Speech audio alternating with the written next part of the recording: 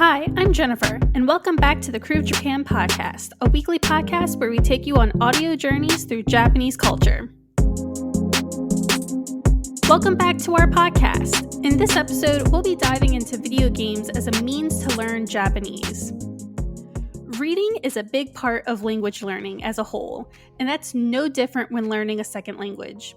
Today, we'll be joined by Matt of Game Gengo and discuss experiences, useful tips, and approaches to video game-driven language study. By the end of this episode, we hope that you will have the motivation to pick up a video game and change those language settings to Japanese. It'll be intimidating for sure, but we hope you'll power through. Alright, so today I have Doug with me, and we're going to be talking about learning Japanese through video games. Doug, have you even played a Japanese video game before? Yeah, actually, when I went on study abroad back in 2005, was it? Oh my god. Yeah, 2005. It's a long time ago. Wow. I feel old. When I went on study abroad to Sofia back in 2005, I got a DS. Was it DS or a Game Boy Advance SP? It was a DS. I got a DS while I was in Japan, a Japanese DS, and I made myself set everything in Japanese, like settings on the device and everything, like because you could pick the language. So I put it in Japanese so that way I had to kind of force myself to learn. Some of it was muscle memory, knowing where to go on a menu and stuff. But of course. But yeah, I did that, and I bought a few games. Nothing too crazy, but yeah, I've done it before. I think it was just like Pokemon Ranger. Pokemon Ranger, something easy that I knew it wasn't going to be a lot of kanji. And then actually a shogi game. Yeah, of all things. I was getting into shogi during my study abroad year. A buddy of mine was teaching me how to play, and I learned to, I picked up a shogi game, which was fun, but I kept getting my butt kicked all the time because I don't know anything about shogi apparently. But yeah, I haven't done much since then though. It's been primarily that study abroad year is really when I picked up some games, and kind of dabbled in it. Oh, so you just dabbled, it didn't really sink in or anything like that? Well, no. I definitely picked up some stuff, vocabulary. I had to look up stuff, and there was, especially with Pokemon, there's a lot of repetitive words that are used. A lot of it contextual or related specifically to Pokemon, so, it may not be real world relative, but there are things that get drilled into your head. And actually, I think I picked up Mario, which doesn't have any really words or anything. Yeah, I was about to say, Mario doesn't have anything. It's just pick up menus and play. Pretty much, but yeah. I'm trying to think if there's any other games I got. Those are the big three. Those are the three that I know I remember getting while I was over there. Okay, cool. What about you? I mean, I had a friend who did the Pokemon game in Japanese. Which one? I think he did, which one did he do? I think he did Sun and Moon. Okay. And he did it in Japanese, and I was like, you know what? Good for you. But then he was struggling, so I was like, well, that means I should not do it because I feel like Pokemon are just RPGs in general. They're very dialogue heavy, and those dialogue bubbles really dictate the game sometimes. If you don't understand something or pick something up, you could be missing a big, hey, you need to go talk to this person over in this building over there. Okay, so you say this, but then I just shot myself in the foot because so when I go over to Japan, I visit that store. The store that is our love and savior. Book Off. No, Book Off. What are you talking about? I mean, Donkey's pretty great too. And they got a lot of stuff. That's actually where I got my DS. So. Yeah, but you can't buy used games at Donkey. You go to Book Off. No, but you can drunkenly buy a DS 24/7 on Christmas Eve. Okay, you in the drinking. I was in a dark spot on Christmas. Christmas is a big family thing for us, especially growing up. And this was my first time away from my family for Christmas in a country that really doesn't celebrate Christmas. Yeah. So it was tough. That was a big culture shock there. But I cured my culture shock with whiskey and buying a DS. Buying a DS and Pokemon at like 2 or 3 in the morning. Well, I did go to Book Off, and even though I usually go to Book Off just for like manga, they do have sections for video games. And so I kind of just like skim through the video games to see like if there's anything that I would want to buy. And I kind of just shot myself in the foot because Oh, yeah. so I love this manga series, and I mean it was an anime movie, but it was a bad anime movie. But it was like Alice in the Country of Hearts. So it's kind of like Alice in Wonderland, but like Japan manga edition. And so they have, it's originally a visual novel. So I was like, oh, they have the game. I want it. So I bought it. And I was like, yeah, I'm going to play it. So we get home and I pop it in and I'm like totally lost because it's a visual novel. So what do you think is a visual novel? It's just nothing but words and dialogue. Yeah. And because of the like what it is, it's not like an easy game. It has like really heavy dialogue and really like hard words. So I'm like, well, I just shot myself in the foot there. Yeah. They get a little ambitious, right? It wasn't even ambitious. I didn't even care about the fact that like studying Japanese with it. I just wanted to play the game. Because I was so obsessed with the manga. But yeah, so that was like, I want to say it was literally my only attempt. Oh no, I did buy one other game. I don't even know what it's called because I bought it just because it looked like a kid's game. So I was like, oh, this is a kid's game. I should buy it because it might be easy for me to like learn. So I did. And I mean, it was pretty easy. I could navigate it pretty well.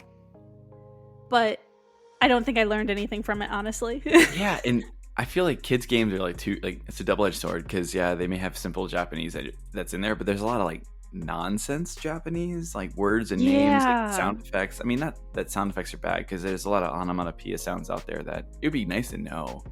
But to be honest, I read like the katakana like onomatopoeia sound, and I'm like, what the hell is that supposed to represent? Like a snapping, a chomp, or like I don't know. But yeah, that's something. That's one area of Japanese that I have like no grasp of, like onomatopoeias. Like in English, it's so easy. You use like boom or like bang, or like sound words, and I have no idea what those equivalents are in Japanese. Well, it sounds like you and I struggled learning Japanese with video games. It doesn't sound like either of us were successful in this. Yeah, sometimes I just skip the words and I just wouldn't play the game. Yeah, and that's really easy to do, just like, oh, I don't need to read this. I'm just going to play the game. So that's why I was like, we need a person to come on our podcast to help us navigate how to use video games to learn Japanese. And so I found Matt of Game Gengo. I watch his stuff on YouTube. I also follow him on Twitter. And I just found that he was a really good inspiration for an episode like this. So I got him on, and we're gonna have an interview with him. So roll that interview. Today for our interview, we have Matt with Game Gengo, which is a very useful website and YouTube channel about language learning through Japanese video games, which I am all about. I always try to use like creative ways to learn Japanese. So Matt, thank you for coming on the show. Oh, thank you very much for having me. Yeah. I'm here too. Yes, my bad. And I'm here with my co-host, Doug. Doug, you haven't been as talkative, so I'm just like, I kind of forgot you were there for a minute. You should have heard us in pre-recording. I was talkative as hell. I know. I'm so sorry. But yes, we have Doug here with us to talk about language learning. And sadly, we don't have Nigel here today for the interview, but when Nigel listens back, he'll definitely love what he's going to learn today. Yeah. So Matt, before we jump into the main topic of language and whatnot, we tend to talk to our guests about New Orleans. We're a New Orleans-based podcast. We're sponsored by Japan Society of New Orleans. And one thing we ask all of our guests is if they have a connection to New Orleans, and if they do, like what it is. Have you been before? Or if you have, what's your fondest memory? Or if not, what is the first thing you think of when you hear New Orleans? Yeah, sure. So I've never actually been to New Orleans or America in general, for that matter. Japan is the only country that I've traveled to. However, when I think New Orleans, I definitely think, obviously, rich culture, music, jazz, and a really distinct, like, historical architecture. Like, you have this kind of image Oh, of... that's different. We've never heard that Yeah. one from a guest before. Oh, really? Nice. Yeah. Like, I really... You're spot on, by the way. Yeah, Oh, you yeah, are. yeah. You are. You are. Yeah, like it's yeah, there's definitely some richness to the place that a lot of other places in America might not have. They're a bit more perhaps modern, and there might be some differences there. My grandfather used to actually travel there a lot to go listen to jazz music. Oh. That Really? was like his favorite place. Yeah, we had like a fridge full of all these like different magnets from different places and stuff, and Oh, they had like cool. a whole bunch. From New Orleans and stuff. So that was That's awesome. awesome. yeah. Wow. But I've never been there. I would like to go one day. Well, one day if when you ever do, we got you. We can hook you up You at with least a know good a couple time. people. Yeah. Oh, thanks. Well, now that we kind of got a little icebreaker in, Matt, now I want to kind of explore who you are. So, like, kind of give a brief introduction of yourself, and then, like, what's your Japan journey? Because, like, you live in Japan now, and you work in Japan, and so, like, what led to your interest in Japan? Just let us know kind of how you came to where you are today. Yeah, sure. So my Japan journey probably begins as early as I can remember. When I was 5 or so years old, I remember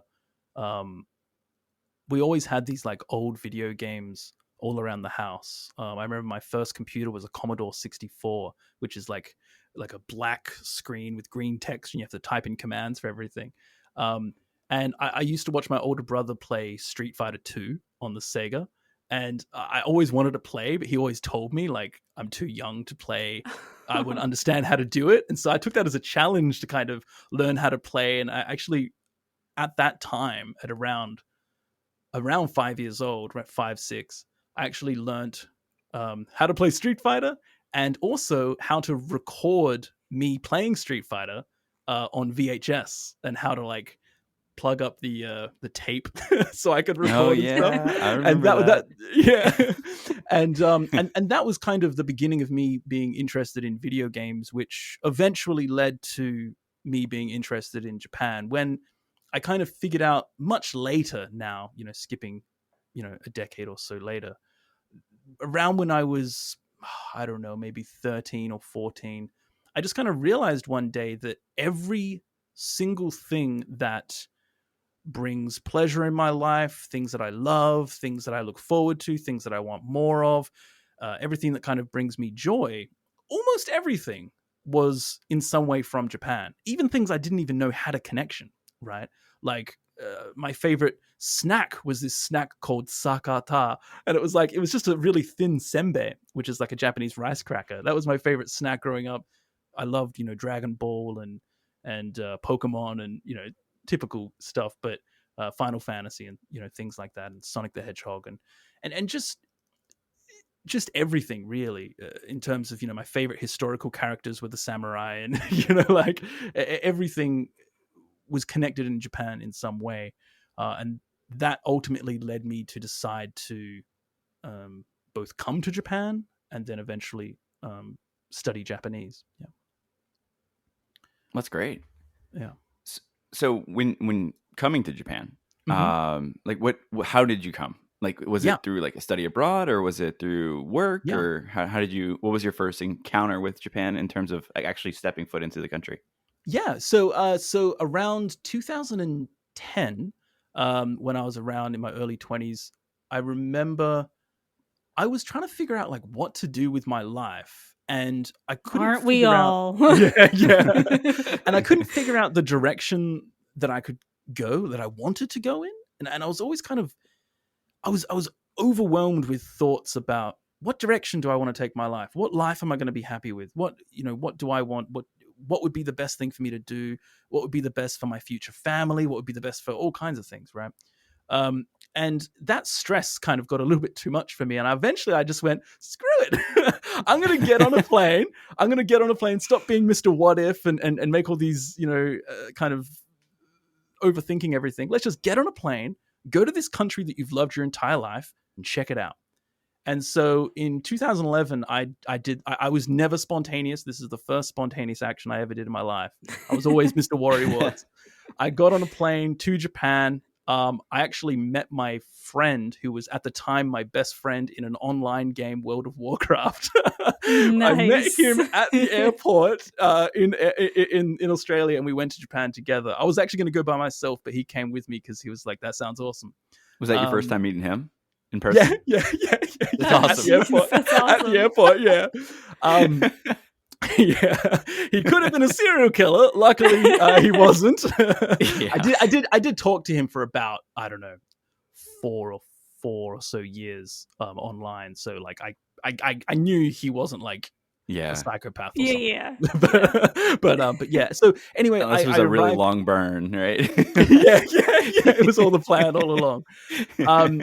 So yeah, around 2011, I arrived in Japan, and obviously Tokyo was the main airport that I arrived at. I didn't really know anything else.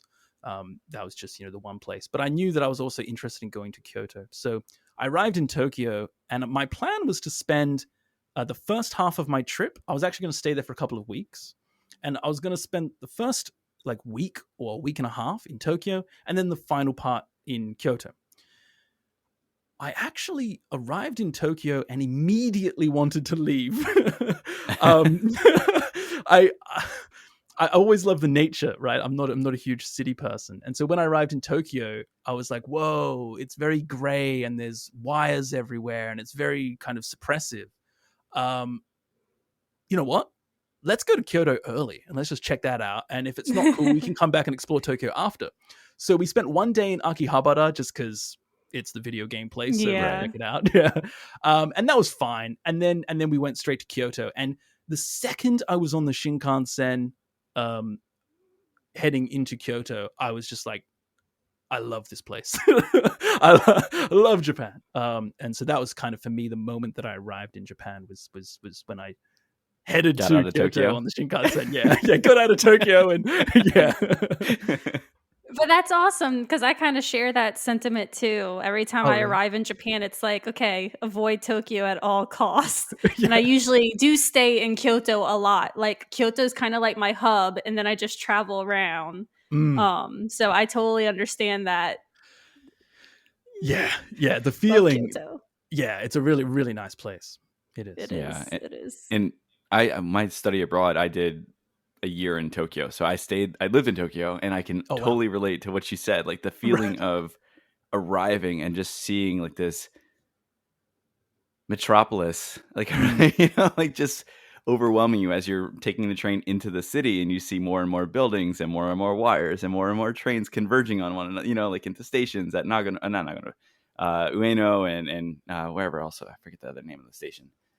Nishinipori, I think is what it is. But like, it's just completely overwhelming and not for everybody. And that's the thing too. I think a lot of people don't realize that, there's more to Japan than just Tokyo. And I mean, people know that, but a lot of people see Tokyo and think Japan. Yeah. Well, Tokyo is the center of opportunity in Japan. Yeah, right? absolutely. It is. Yeah. I'll admit that. Yeah. Yeah. But it is also technically 7 cities combined into one or something. Like, I mean, almost. Yeah. Pretty much. Very much. It's like a Midgar. If you know Final Fantasy, it's just this mega city, right? Yeah. So I have a feeling we're going to do video game references this whole entire recording for this interview, which I'm totally okay with. Yeah.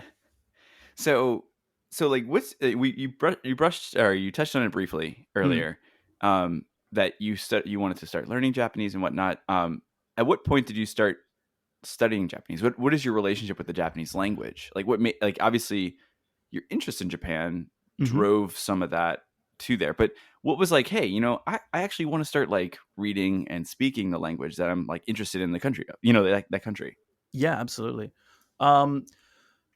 So Japan was always my happy place, right? The things that brought joy to me was Japan.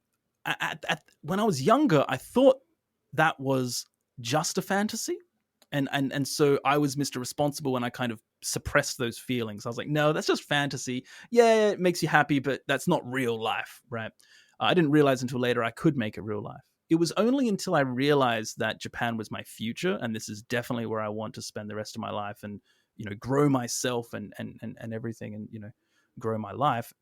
That was when I was like, okay, I'm going to learn Japanese, and make that my, number one goal in life, is to try and master Japanese as much as I could. So it was, I had the most basic of Japanese in 2011. I couldn't really put together sentences. I remember trying to talk to some local people, and I could pretty much only say like kawaii, kowai, konnichiwa, sayonara. That's like pretty much it. Arigato. Oh, and sumimasen. I remember saying that a lot. Yeah. But yeah, that was about it.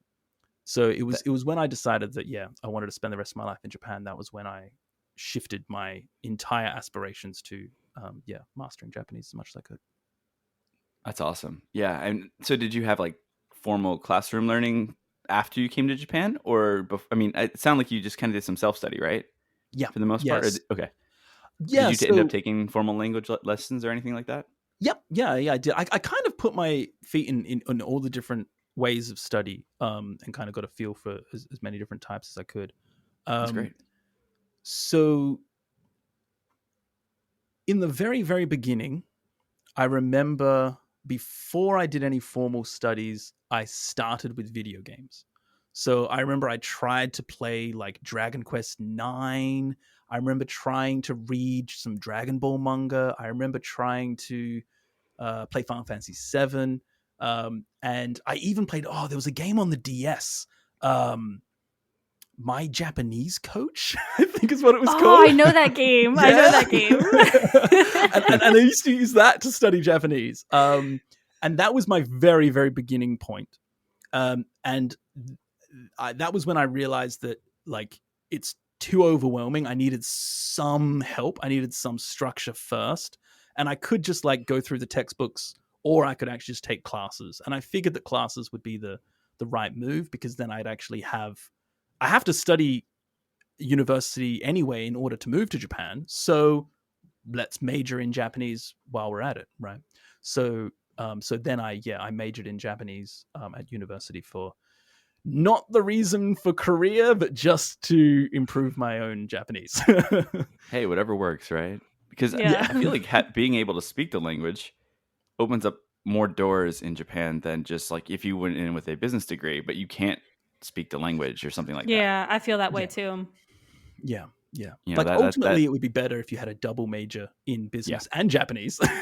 Yeah. Well, I actually have that, and I can still not speak Japanese fluently. So like I'm not. And I know fluency is very, fluid. Yeah, it's very vague what it means. Yeah, vague. But mine's definitely much more like having a couple beers and talking to people than like business jargon. So right, yeah. So Matt, I was just curious because like you said that you started with video games for yourself, but then you realized that what kind of wasn't enough and you needed more substance.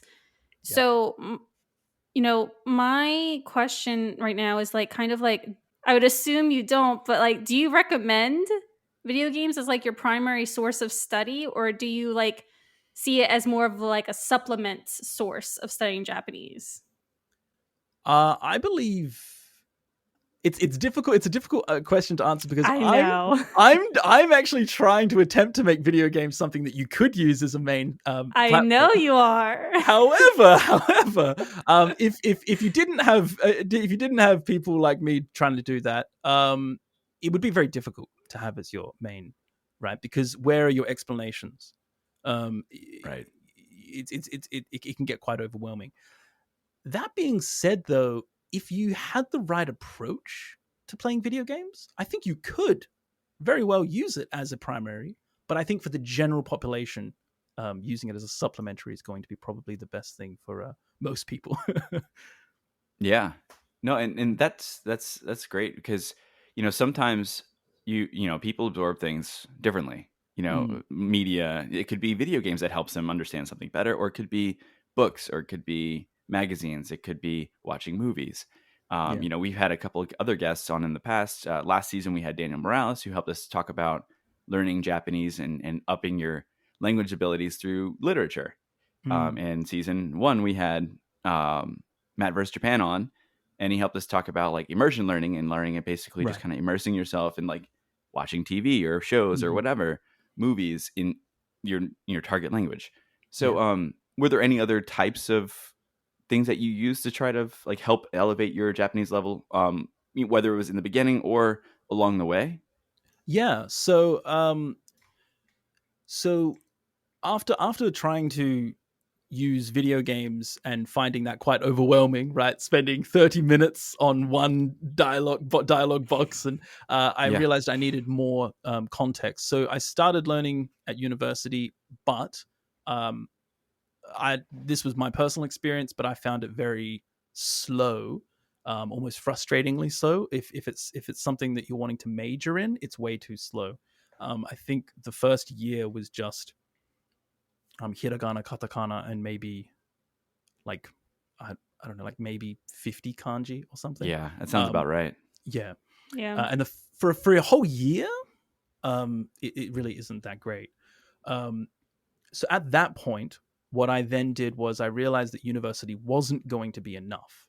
And university ultimately it's more of a motivator. It gives you structure for someone who doesn't know how to study, who looks at this huge, deep sea of learning language and is overwhelmed by it. Going to university can help you at least feel like you're on a path, right? But that if that path is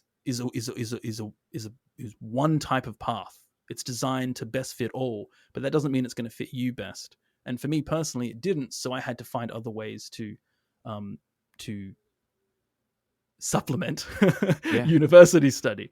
So I did things like Anki. I started playing games. I tried to read manga. Obviously, slang was quite difficult at that stage because if you don't even know the base language, learning the slang form is obviously going to be quite intimidating. I did a lot of Anki. I used programs like Memrise. I tried the approach of writing things down on a textbook. I used a kanji game called Kanken Training. I used that for quite a bit for I think I've heard of training. that one, Yeah. And I did watch a lot of like Japanese media to try and get myself accustomed to listening to the Japanese sounds. That's such a big part of it. Just like hearing, like constantly having that kind of like stimulus into your eardrums. Yeah. It took me a couple of years before Japanese stopped being just a kind of jumble. You start actually hearing the words and sentences, right? Yeah. Because if there's just one thing you don't understand, all of a sudden everything becomes incomprehensible. You're like, what just happened? Your brain freaks out, and you need to get accustomed to not knowing. That's one of the most just going with the flow. Yeah, like being okay. Yeah, being okay with not understanding. It's okay. It's okay if you don't know. That's fine, But it takes your brain a bit to get used to that. I one thing I'll mention. So you went to Japan in 2011. And did at that point, I think iPhones and smartphones were really starting to take off. It was like 2009, I want to say, was when like the first iPhone came out in Japan. Maybe not first, but I remember it started to take off like 2008, 2009. That's when I was there. So I wish that like that was in like the peak of my Japanese studies. So I wish I had some of those options now that there's so many things out there like Anki and apps and all these things that really kind of help push your whatever you want to do, whether it's verbal or spoken or listening or whatever. There's so many things out there that help you with your studies that weren't available when I was there. And I'm just like, I had those actual like index cards that I would cut and write on the front, like the Me too. the katakana or the hiragana, and on the back would write the kanji, and then the definition would be in the very bottom right corner. You know, like it'd be. I just there was an opportunity. I remember the struggle. I just missed out on. Technology has changed the way you can learn a language. Like it's really has a completely different experience now. Definitely. Well, speaking of language learning, you know, let's say, you know, someone chooses video games as their choice. They're determined, and you know what? Good for them. You know, what would be your best recommendation for like identifying a good starting point for them? And then like, you know, is there anything that they should be doing before diving straight into their favorite video game to study? Yeah, absolutely. So I'd like to just reiterate on my previous point that I do actually think you could use video games as a primary platform if you wanted to. I definitely believe that you could. Whether I would recommend it is a different thing, right? Because it is quite a challenge. But if you're willing to take that challenge, if you're so determined that you want to play this game no matter what, then that is enough motivation for you to definitely be the correct choice. Definitely, no question. Because you're motivated. That's the most important thing, because that's what's going to keep you coming at it. In terms of, was it tools to... Well, not tools, but like a good starting point, and like, you know, right. So like, should there be any like prep before they dive into like a video game to start studying? Right. Yeah. So I would say once you are past the kind of N5, N4 level of grammar, then you probably know most of the common grammar that you will come across, and it will make your life much easier to then get into video games. You don't have to know all of that, but it could help you making that frustration less, because that's one thing that I think is the most important thing is grammar is actually one of the simplest and most important things for you to learn in the beginning, because vocabulary, there are thousands, tens of thousands, 20,000, 30,000 words to learn. You'll never stop learning words. Every day I come across new words. So vocabulary is not where you want to start. Grammar is where you should start, because then that will give you the tools to then approach sentences, approach language, because you're always going to come across words you don't know. You have to get used to that. It's never going to end. I'm always coming across new words. But grammar, not so much, right? Usually the same grammar is being used all the time. So if you can get familiar with the core grammar that's most used, that's going to give you a great tool base to be able to actually get into playing video games. So I think that generally the N4-ish level is good. And that's actually the reason why I made the N5 and the N4 grammar videos as quickly as I could, because that's kind of what can help you get into games. Yeah, I love those videos, FYI. I use them all the time. Oh, really? Thanks. Yeah. Because actually, you know, when I do go to Japan, you know, I love to visit Book Off. Not only because they have like used manga, but they also have used video games. And I can use that as study material. At least that's what I think to myself. So like, you know, I go over there and like my husband and I were scattering the video game section and we're like, hey, what should we buy? And he's going for like the Mario Kart and all that. And I'm just like, no, I want something that I can like do a lot of reading, try and study. And, you know, even though I have this aspiration to use it as like study material, I turn on the game and then like I just get so frustrated with myself. And I'm just like, I know this word, but what is he trying to say? Or like, you know, I just get really, really flustered just reading all that dialogue sometimes. So like at what point were you confident enough in your ability to, you know, decide to be like video games is how it's going to be and how I'm going to study and how I'm going to teach others to study. Right. And, you know, I actually also want to know, what was your first Japanese video game that you were able to play through okay. completion in Japanese? Yeah, sure. So I'm just gonna rewind a little bit. Book Yeah. Off, best place in all of Japan. Book Off It is the best. is. I've actually put a self ban on going to Book Off because I can't hold myself back from coming back with like a huge stack of books or games or whatever. I can't. It's the best place to go. It to buy is. It anything really in Japan. is. Just take my wallet. Yeah. I don't have space in my house. Okay, my house in Japan's too small. I can't go to Book Off. It's such a great place. Like you can get games for like $1, $2. You can get books for I $1. know. It's amazing. It is heaven for a Japanese language learner. It is. So again, after that, what was the next question after that? I was distracted. No, When you're were good. you You're confident good. enough Yeah. to say, all right, Yeah. I'm going to play through this game in Japanese? Yeah. So I think one thing that I think is really important for learners of Japanese to perhaps understand is that there is no kind of magical point where you're just going to be like, I'm ready for this, because you actually have to do the thing in order to be able to do the thing. Like I went to the vet the other day and I couldn't do it because I didn't have the experience talking with a doctor about animals' sickness. I didn't have that experience. I didn't know those vocabulary because I hadn't experienced that situation. So it's the same thing with video games. It's going to be kind of a frustrating experience in the beginning, no matter what you do. Speaking with people, playing video games, reading books. So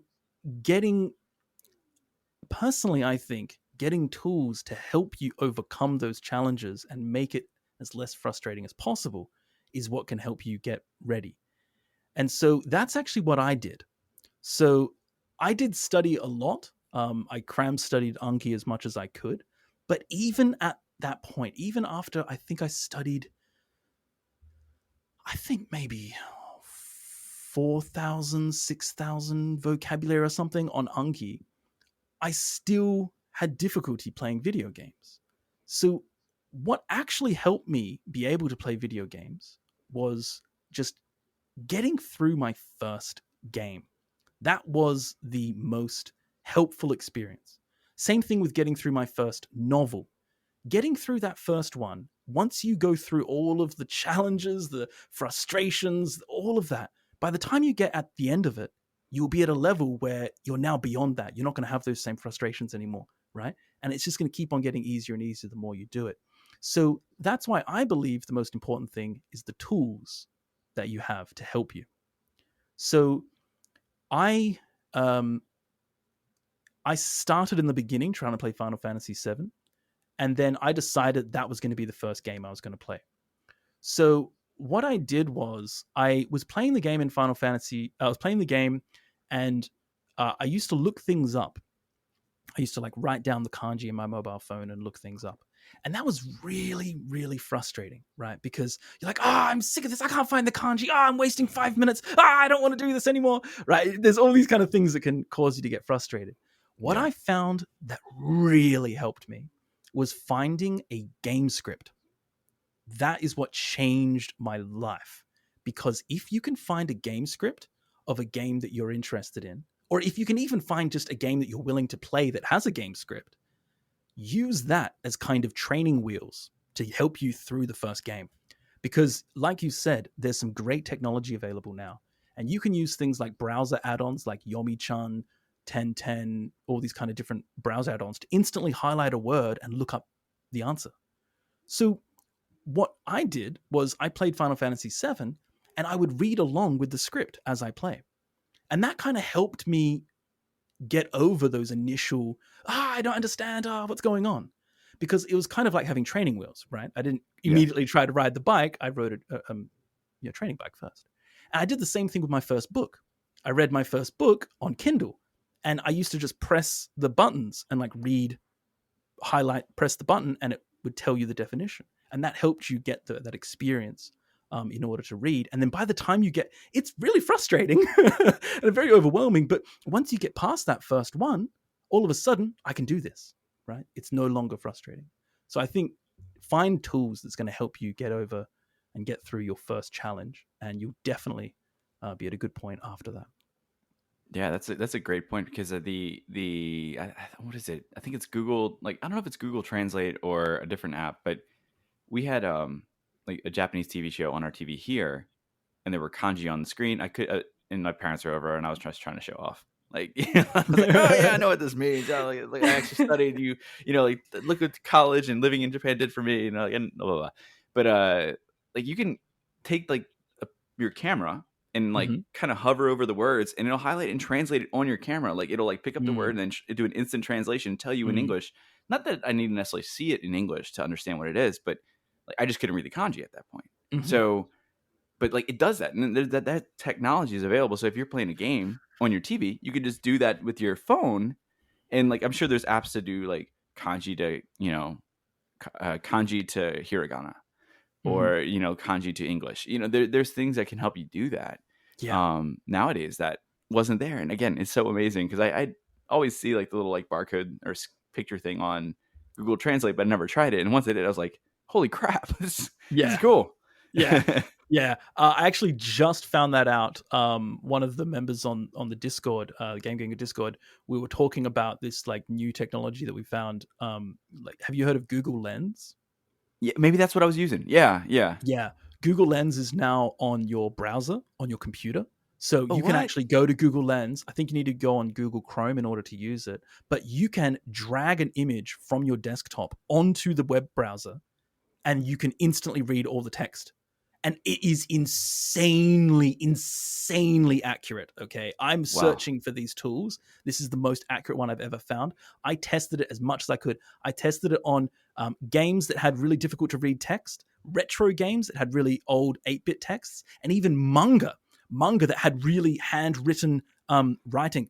It 100% read every single thing correctly from my tests. That is insane. It is the advancements in that is crazy. Yeah. So good to know. Yeah, I Google Lens. That Google Lens, man, right there. We kind of talked a little bit about kanji just now, but then also earlier, and grammar and vocabulary are very important. And you had mentioned that you kind of would run across, when playing Final Fantasy VII, you'd run across like kanji that you were, having to look up and whatnot. Those are obvious hurdles that people encounter when playing these like foreign language games. Like I some games, they maybe only use hiragana, like especially the ones that are geared more towards kids. I feel like like Pokemon and Animal Crossing and things like that, they don't really use kanji too much, which you think would be helpful, but sometimes it's not. Like, you don't know where words start and stop. So outside of those, that kind of like those common hurdles that people have, what are some other hurdles folks may encounter when playing a game in Japanese that you've noticed or come across? I think finding the right game for you is the first big hurdle, because just because you like something doesn't necessarily mean you're going to like meticulously going over every line of dialogue, frustratingly trying to understand it, right? That is something that I think a lot of people are wanting to find, like the right game for them. I think another one is not only finding the right game for them, but the game that allows them at their level, that matches their level, right? Because there are games that have push to continue. There are games that move on their own speed. There are games that have furigana. There are games that have voice acting.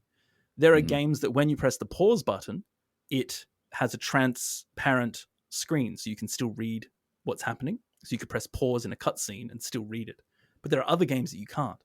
And I think like finding those things can be quite challenging.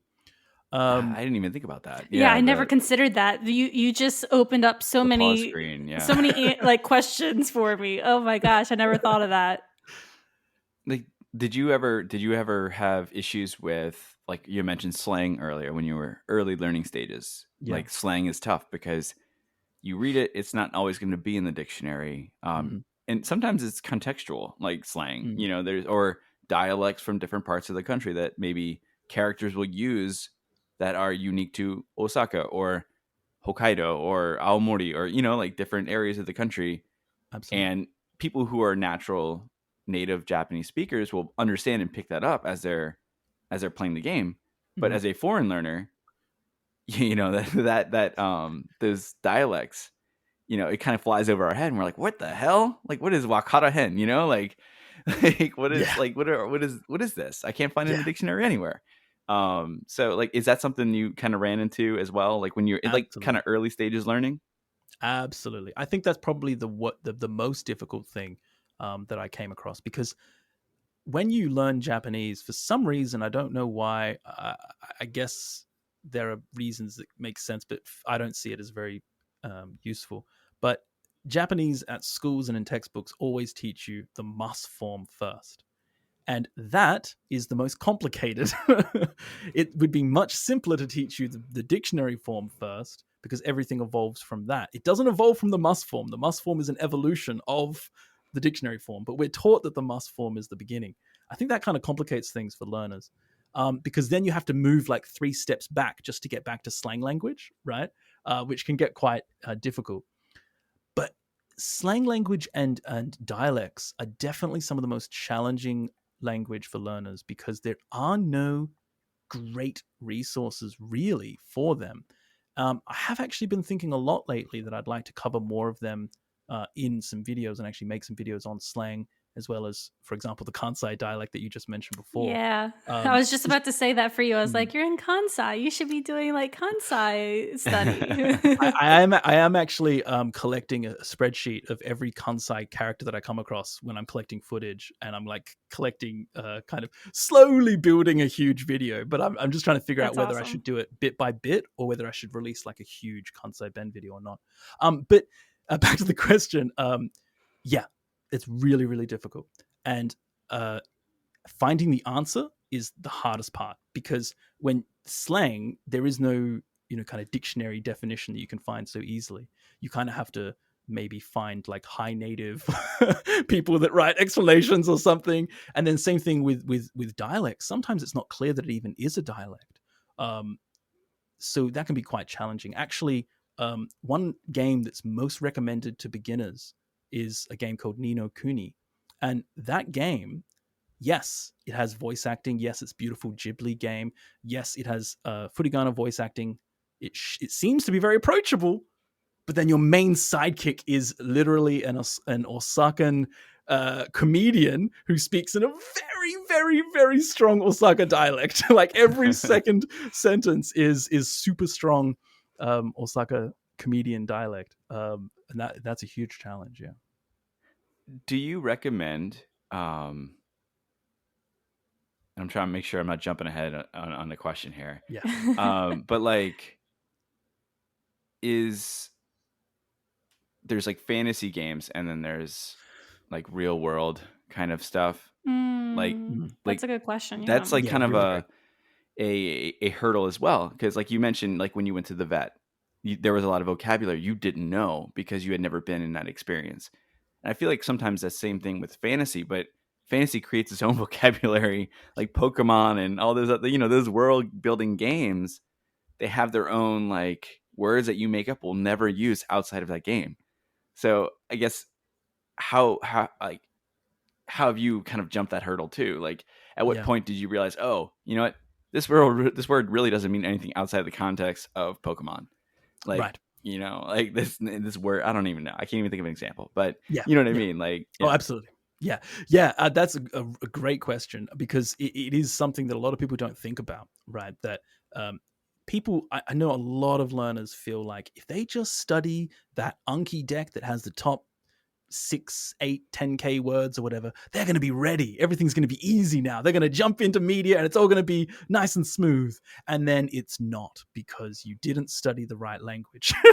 You studied business language. You studied travel language. You studied formal language. You didn't study a fantasy setting where a king is talking to a princess about a murder of a son or something. Yeah, I think that is something that is really worth considering, especially when you're thinking about using media to help you study. What kind of genres are you most interested in, right? For example, I'm really big on the fantasy genre. And so for me, I've noticed that, if I pick up any fantasy game, I'll be able to pick it up much easier. Same with like detective novels and stuff like that. I really like those type of games. But if I pick up something like even law, like for example, Ace Attorney, law language, not really interested in that. To me, it's kind of stiff and boring. And so all of a sudden, the difficulty.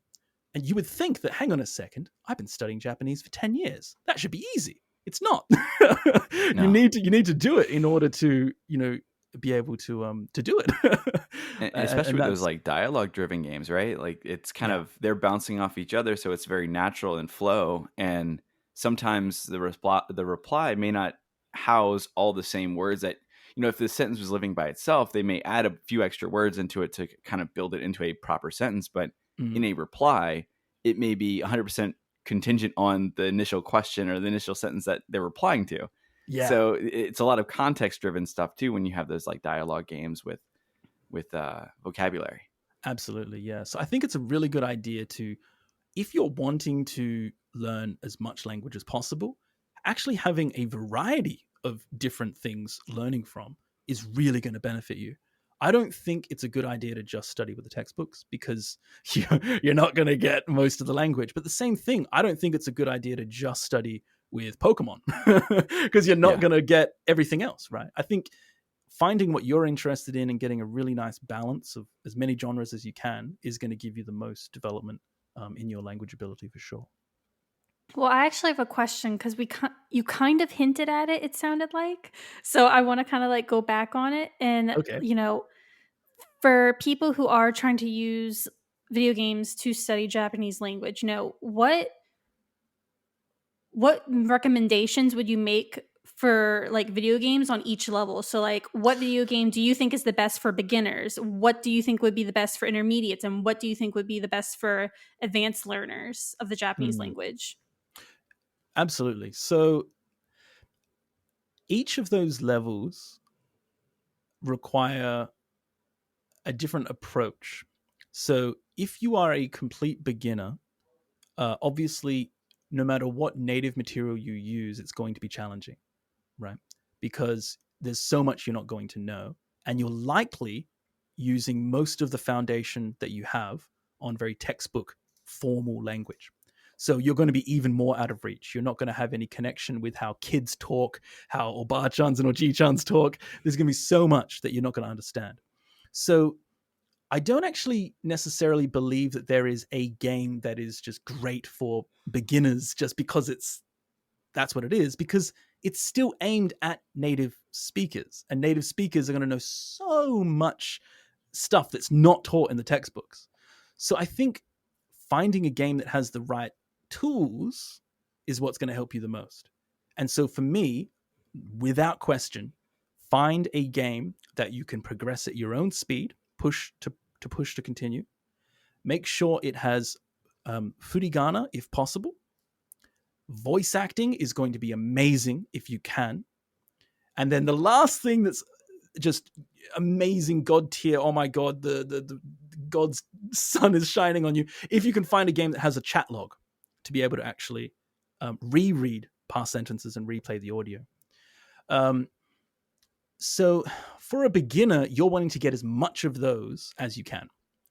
For some reason, Pokemon is often recommended to people to learn Japanese with. And I actually think Pokemon's one of the hardest games because it's actually really difficult to read just in kana without kanji. Or it's very difficult to read kanji without furigana or voice acting. So I wouldn't actually recommend that. Something, as far as an actual game, it's really difficult to say this game is good for beginners. I really think finding the genre that you're interested in with the tools that fit your needs is what's going to help you the most. My personal recommendation for beginners is use a game script. That is going to help you the most. If using a game script with tools like Yomi-chan, where you can highlight and look at the definitions, is going to give you almost everything you need. Where, just to interrupt you for 1 second, where can people find those game scripts? I'm personally, I have no idea. So is that something that's easily accessible if they're available? It's not incredibly easily accessible. As far as I know, there is a person called Joe Mako and they've compiled a list. I have a list on my Discord server, and outside of that, the only way I know of finding game scripts is typing in the game name, and then you could write like serifu shu, and that is like the line compilation, and so you can find game scripts that way. Okay. Yeah, it is challenging. It's not super easy, but Joe Mako does actually have a spreadsheet available online. Just by typing in his name, you should be able to actually find a decent compilation of some game scripts that you can check out. You can also type in the game name with Japanese script. For example, I know you can find the Final Fantasy VII script that way if you do that, and it has language side by side, Japanese and English. You can read at the same time, which is really nice. Okay, so these are kind of like unofficial, like these aren't actually issued by like games or like manufacturer. Okay, gotcha. No, Like I don't know. Fan made, like kind Yeah. of fan dictated or not dictated. You know what I mean? Yeah, Notated script. No, Okay. no. I would love, please, video game companies, please release some books that have English, Japanese side by side. I will pay so much money. I would love that. I feel like it's you could print a book, and I mean I don't know how much that would cost to do that, and I don't know if people would buy it, but I feel like there's a market for it. There is a definitely. market, yeah. A very niche one, I think, but there is a market, yeah. Collectors even would be interested in that, you know, like definitely collectors. Yeah. Well, you did a really good job at explaining like what beginner games like how they should approach it. But so would you say that there are specific games for like intermediate and advanced that you can recommend for sure? Yeah. So for beginners, finding those tools is the most important. For intermediate, it depends on how confident you are and how willing you are to go through something.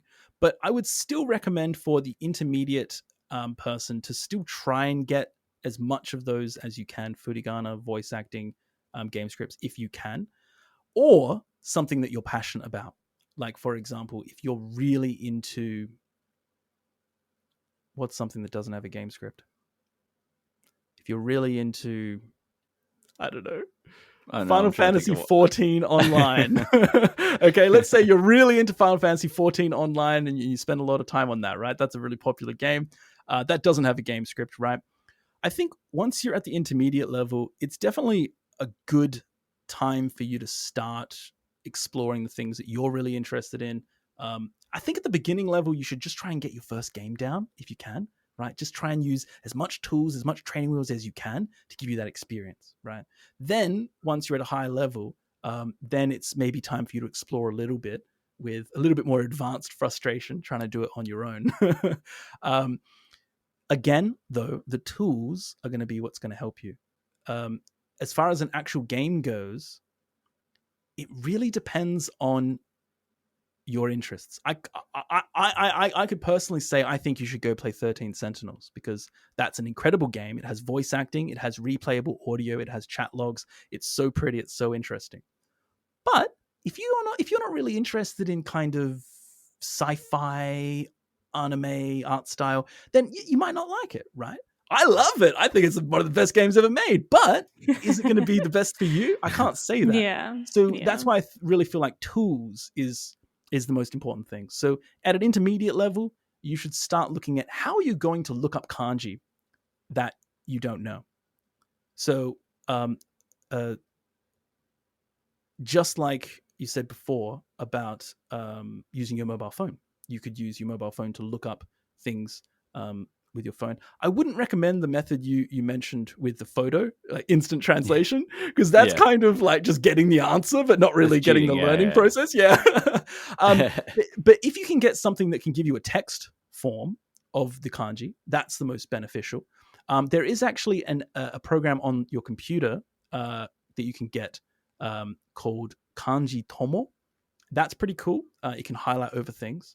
There are also OCR readers that you can use for things like visual novels that also do the same thing, help you highlight the screen and get dictionary definitions, and Google Lens, like we said before.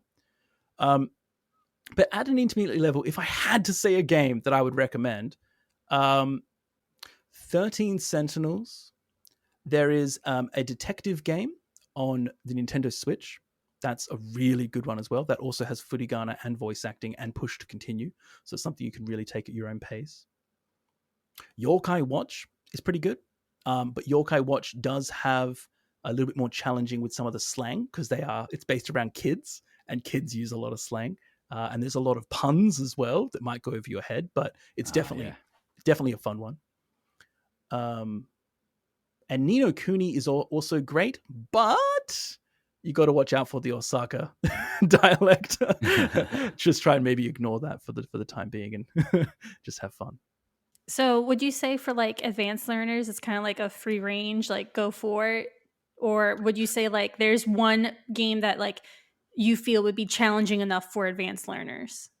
So I think you're always going to come across new language. I don't think that any honest language learner can say that they can play through a whole game and never come across anything new, right? I think you're always going to come across new language. Yeah. So there are ones that are more difficult than others.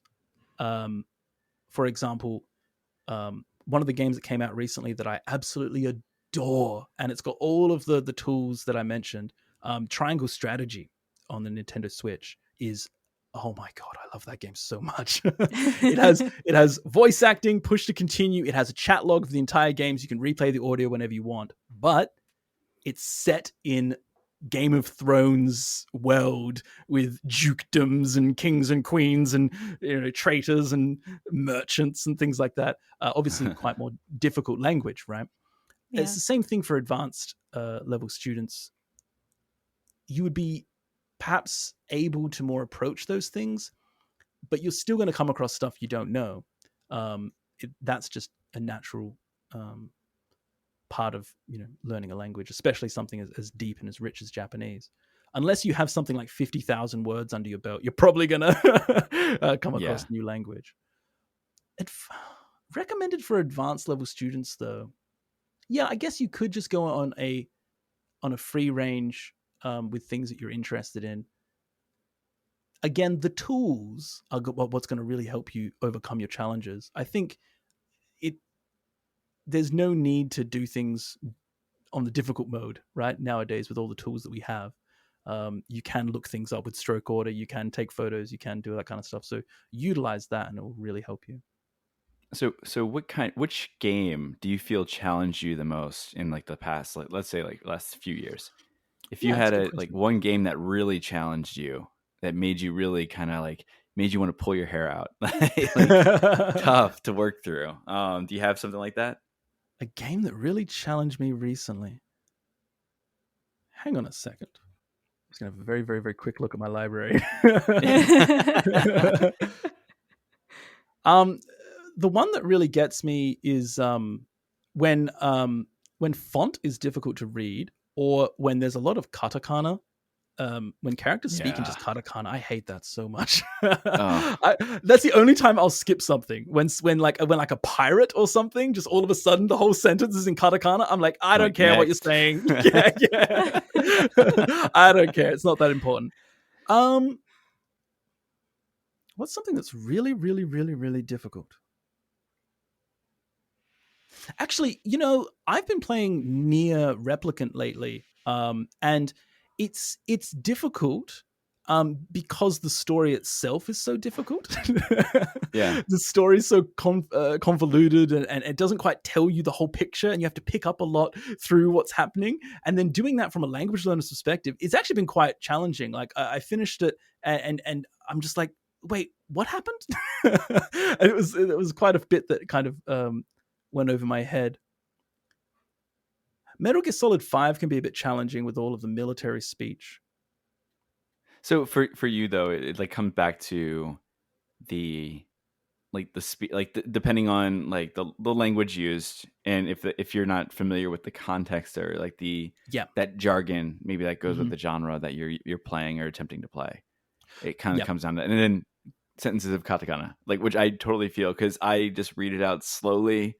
I don't know what it is. I can read hiragana like full speed, like normal, like whatever, no problem. But as soon as I hit that string of like 7 to 10 katakana at least, it's like it sounded out. I like babyfy my like Japanese. I don't know what it is because I'm maybe trying to change it into English in my mind, saying, "Oh, this has got to be a borrowed word." That's always like I can read katakana no problem, but it's just mentally like getting over that roadblock of like treating katakana like hiragana when sounding it out loud or even reading it has been a challenge for me in just the duration of my Japanese language studying.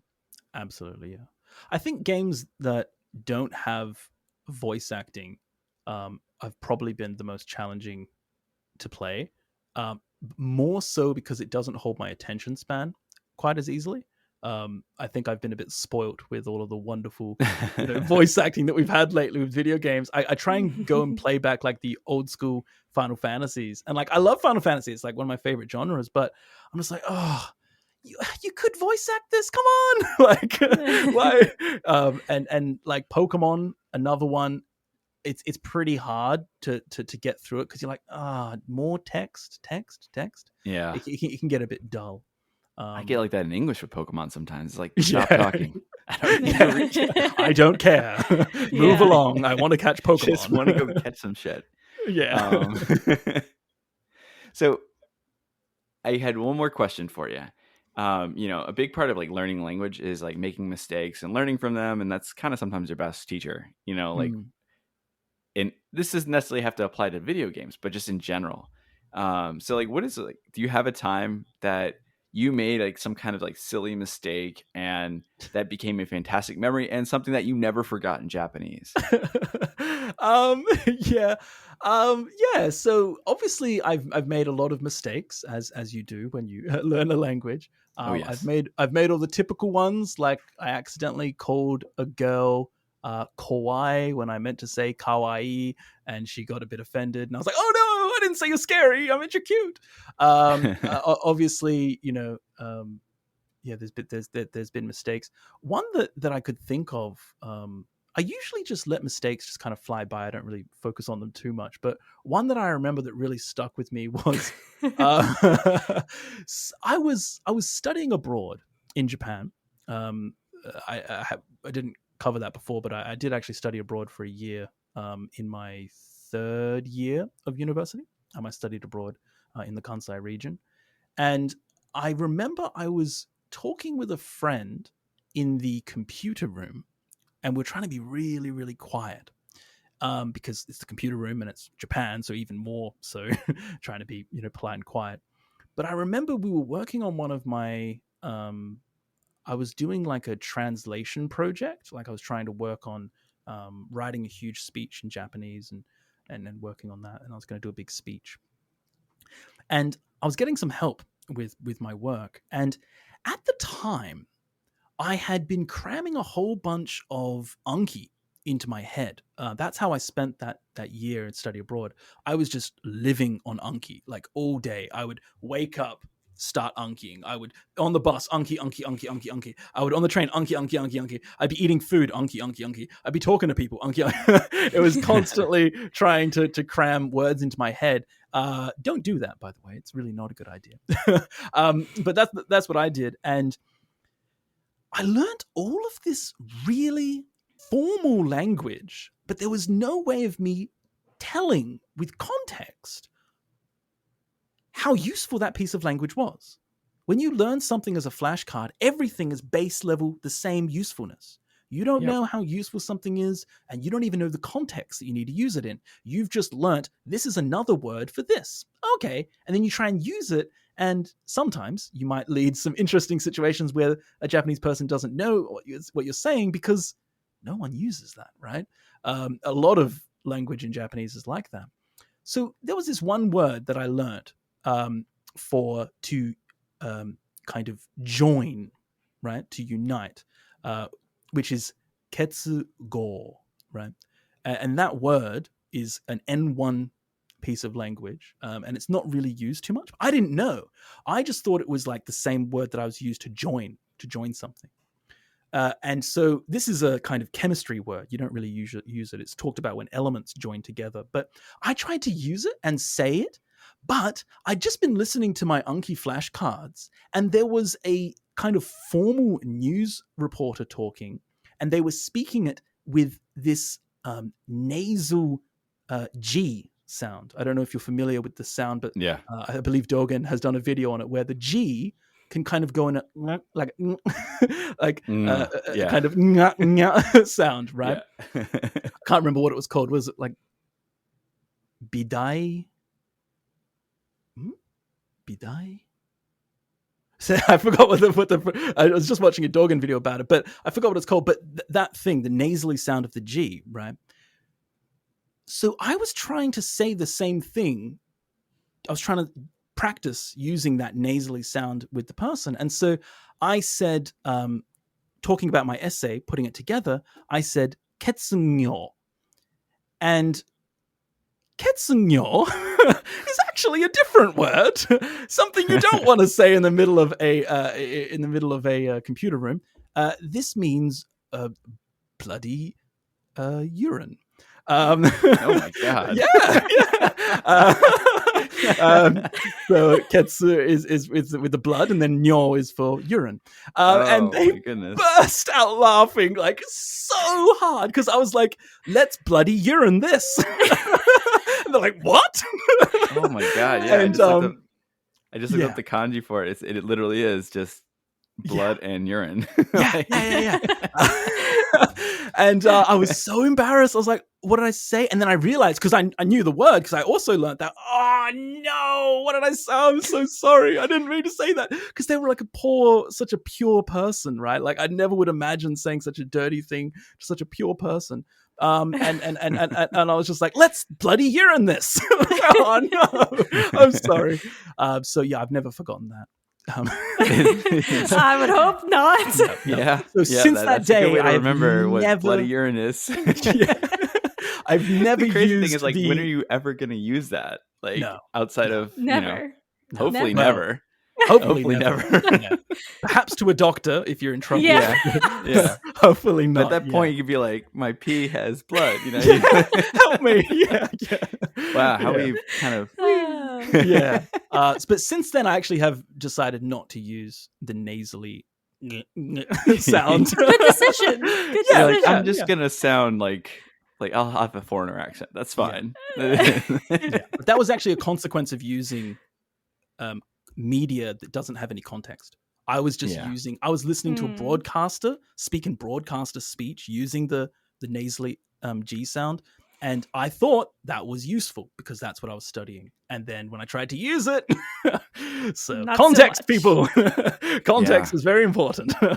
It really is. And I mean, that's a great point with the Anki stuff, though. It's like you go in, like, I know a lot of people will look up like, hey, how do you say this in Japanese? They'll type up that word into like Google Translate, or to type it up into, or look it up in a dictionary, and it'll give you like 15 different like kanji compounds that match it. And you're like, okay, well, which context does this fit into? And that's something I've run into like constantly, like just knowing which one. And obviously over time you figure it out, some of them, if you use it enough. But yeah. Context is you might find yourself in a ketsunyo situation, right? No, you don't want to do that. Yeah. And that's actually one of the main reasons why I wanted to do Game Gengo, because I kind of looked at the Japanese learning environment, and there wasn't really anything that taught with context. Like, you have really good resources for learning, and you even have some good resources where, Japanese people act out plays together, like Nihongo no Mori is a really great website for learning Japanese. But I just felt like it wasn't real context. It was kind of like a clean environment that was like graded language. But there wasn't too much out there that was teaching with actual context. And I felt that was what was really important, to get a feel for how language is used. And that's kind of what motivates me to. Yeah, it's great. I haven't had a chance to check out a lot of your videos. I did watch some of the N1, N5, and N4 ones. That was really awesome. I like the approach that you're taking there. So that's really cool. I'm going to kind of go through your library. Now that we talked, I'm really super interested in finding out what you have out there, because thanks. It's really interesting, and it's a great approach, because I know a lot of people out there. Yeah, it's really good stuff, because one of your more recent videos in the last, I think, week it was that you released it, you did like a whole list of like words that you could find. I think it wasn't a Final Fantasy game, if I had to remember. I think it was like a Final Fantasy list. And I was like, I kind of did that with Inuyasha, the anime. I would like have a list of all the words Inuyasha uses in like the anime. And so it kind of reminded me of that. I was like, I love this kind of stuff. Like, that's great. Yeah, definitely. Yeah. I think like that kind of essential language is quite interesting, where you can look at like language that is, as you were saying before, language that perhaps only exists in Pokemon, language that perhaps only exists in this one context. Learning that. Quite interesting. Well, it was amazing to talk with you. I thoroughly enjoyed this interview, and I think Doug and I learned so much, and I'm sure our listeners are going to learn so much. But if our listeners want to learn more, where can they find you and your stuff? Oh, thank you very much. So you can find me on YouTube, Twitter, Facebook, and I believe even Instagram, although I don't use it too much. Just with Gengo. That's Gengo is Japanese for language, if you didn't know. So that's Gengo, right? Yeah. Yeah. So Gengo. Yeah. Not Gengo, right? Not Gengo. Oh my god. No. Gengo. No, please no. Well, yeah, definitely go check out Matt on his channel, Game Gengo. It's really amazing. I totally recommend it. Great channel, great source for study. And Matt, just thank you so much for coming on. We really appreciate it. We always wanted to do a video game learning kind of segment on our podcast, and I'm so glad that you were able to come on and be our guest for it. Oh, thank you very much. It was a pleasure. Thank you very much for having me. Yeah, it was really nice meeting you. And again, I'm going to go check out your library. I'm not a big YouTuber. And like I said, it's nothing personal. You can ask Jenn. Like, I just don't get on YouTube much. I'm a noob. I don't know why. I just never embrace like being that YouTube rabbit hole person. So I'll watch a video here and there, then I get off.